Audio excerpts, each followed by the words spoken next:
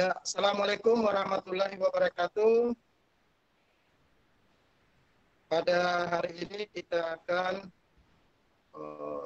melakukan coaching pada kasus 1. Untuk itu saya akan menginformasikan yang sebagai coach adalah Puji Rahayu. Kemudian sebagai coachnya yaitu atau murid Pak Yohanes dan pengamat Pak Harlin. Baiklah, saya akan membacakan kasus pertama.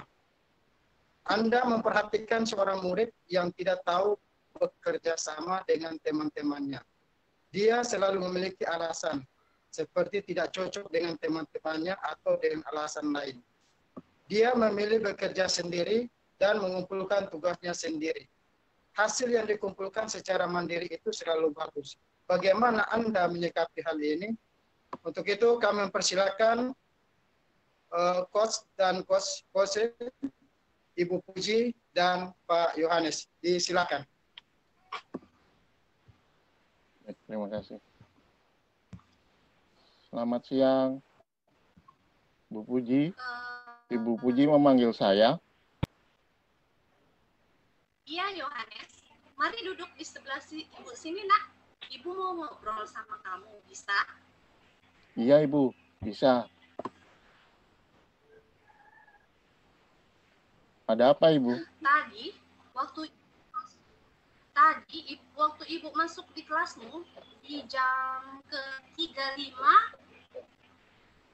Ibu perhatikan semacam kamu tidak mau diajak bekerja sama dalam pembelajaran kelompok ya.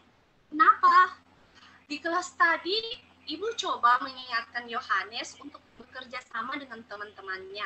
Tapi kamu bilang tidak cocok dengan teman.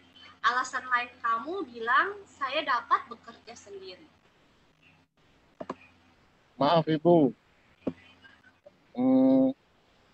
Saya memang lagi ada masalah dengan teman-teman di kelas, Ibu. Jadi, bisa kamu ceritakan masalah itu? Bisa, Ibu.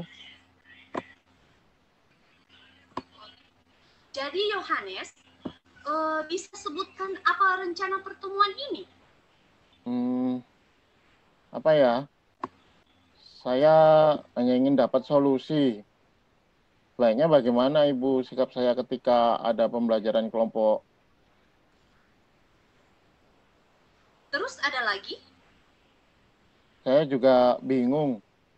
Kenapa saya lebih senang bekerja sendiri dan mengumpulkan tugas saya sendiri walaupun pembelajarannya dinilai secara berkelompok. Coba kamu ceritakan sama Ibu, apa yang kamu rasakan saat ada pembelajaran kelompok? Saya merasa tidak cocok kalau ada pembelajaran kelompok, Ibu. Karena jawaban teman-teman kelompok saya waktu diskusi tidak sesuai. Oke. Kalau Ibu boleh tahu, teman-teman siapa ya? Semua, Ibu. Apa yang membuat kamu merasa tidak cocok? Saya merasa tidak bisa melakukan pembelajaran kelompok dengan baik. Maksudnya, kamu tidak bisa bekerja sama dengan teman-teman yang berbeda pola pikir dengan dirimu? Iya, Ibu. Awalnya memang saya coba berusaha keras untuk dapat bekerja sama. Tapi tetap saja saya tidak bisa bekerjasama dengan teman-teman itu. Oke, coba kamu jelaskan ke Ibu bagaimana proses kerja kelompok itu. Saat waktu diskusi yang diberikan guru, pendapat teman-teman kelompok suka aneh-aneh menurut saya. Ada teman memberi ide jawaban semacam tidak nyambung, malah bikin jelek nilai yang begitu itu, Ibu. Ada yang ngomongnya lama, Ada juga yang memaksakan kehendaknya, Ibu. Belum lagi nanti akhirnya harus melakukan musyawarah mufakat yang bikin stres dah dengan argumen masing-masing teman. Oh, jadi kamu susah menerima pendapat teman-teman yang berbeda dengan kamu. Ya, Ibu. Oke, Ibu mau tahu dong, selama ini apa yang biasa kamu lakukan untuk kamu bisa kerjasama dalam suatu kegiatan? Misalkan kamu kan anggota OSIS nih, kemarin saya dengar rapat untuk kegiatan Agustusan, katanya rapatnya cepat selesai tuh, nggak ribet, kok bisa ya? Oh iya. Rapat kemarin tuh cepat selesai. Nggak ribet, Ibu. Walaupun banyak teman juga. Menurutmu kenapa bisa begitu? Itu kan sebelum mulai rapat kemarin, yang mimpin rapat itu membuat kesepakatan dalam diskusi rapat. Ada diantaranya itu disepakatannya menghargai pendapat teman, komunikasi itu yang asertif, harus menjadi pendengar yang aktif, dan juga bertanya yang efektif. Kalau boleh Ibu simpulkan, kamu tidak cocok bekerja sama dalam pembelajaran kelompok karena tidak ada kesepakatan diskusi kelompok sebelum mulai kerja kelompok dengan menghargai pendapat teman, komunikasi asertif, pendengar aktif, dan bertanya efektif. Benar begitu, Yohanes? Oh iya, Ibu, betul. Sepertinya begitu. Soalnya waktu kerja kelompok di pelajaran Ibu kemarin, kami tidak lakukan itu kesepakatan kelompok. Oke. Berarti ini kamu sudah tahu ya, kenapa kamu merasa tidak cocok saat pembelajaran kelompok itu. Terus, ada lagi tidak yang kamu pikirkan jadi hambatan kamu bekerja sama dalam kelompok?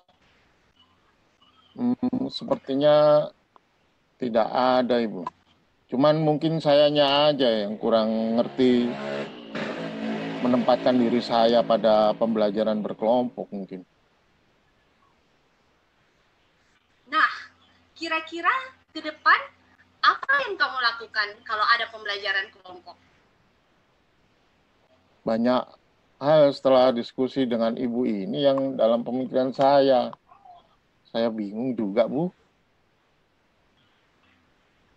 Nah, dari yang sudah kamu jelaskan tadi, hal mana yang membuat kamu maksudnya dalam diskusi ini jadi prioritas utama kamu? Ya, yang pertama sih saya mungkin minta maaf sama teman-teman atas kesalahan saya saat bekerja kelompok. Kemudian mulai melatih komunikasi asertif dengan teman-teman dan melakukan refleksi mungkin Ibu akan gaya komunikasi saya yang cenderung terlalu agresif mungkin. Itu langkah-langkah yang baik untuk kamu, Yohanes. Kira-kira ada hal lain yang kamu lakukan di rumah dan di masyarakat? Kamu tinggal selain melatih gaya komunikasi asertif dengan teman-teman di sekolah? Ya, mungkin saya juga berlatih sabar ya Ibu ya. Terus juga menghargai pendapat orang lain yang berbeda dengan saya. Kemudian saya juga harus jadi pendengar aktif. Terutama juga saya harus menaruh perhatian ini sama kelompok mungkin yang saya temui berikutnya. Oke. Nah, ini kayaknya menarik deh buat Ibu. Menurut Ki Hajar Dewantara, bahwa tujuan pendidikan itu sebenarnya menuntun tubuhnya kekuatan kodrat anak, sehingga dapat memperbaiki lakunya. Oleh sebab itu, peran seorang coach di sini Ibu Puji sendiri, adalah menuntun Yohanes dengan segala kekuatan kodrat atau potensi Yohanes agar mencapai keselamatan dan kebahagiaan sebagai manusia maupun anggota masyarakat. Oh, begitu ya Ibu ya. Saya jadi merasa menemukan potensi saya yang harus saya kembangkan ini. Nah, apa dengan cara ini dapat membantu kamu saat nanti ada pembelajaran kelompok di kelas? Ya, bisa Ibu. Dengan melatih kekuatan ini tadi yang saya dapat dari potensi diri saya yang saya membuat saya merasa bahagia dari kekuatan ini tadi. Nah, dari diskusi ini, dapat kamu ceritakan kembali apa yang akan kamu lakukan berikutnya, Yohanes? Ya Ibu, saya akan terus belajar menemukan kekuatan potensi diri saya dengan melatih gaya komunikasi, menghargai orang lain, sabar, jadi pendengar aktif, dan menaruh perhatian pada kelompok yang saya temui.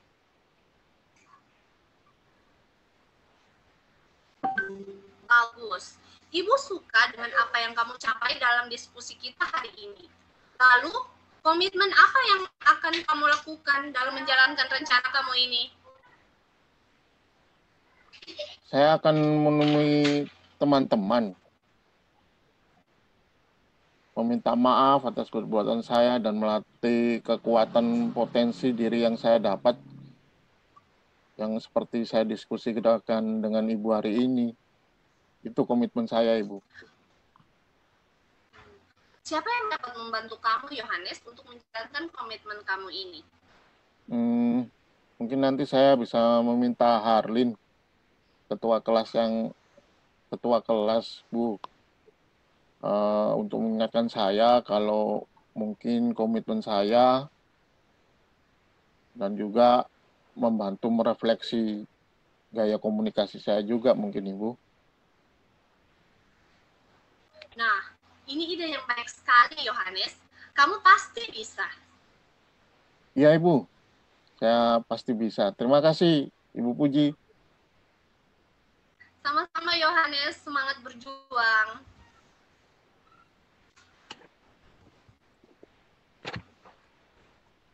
Iya. Baik. Itulah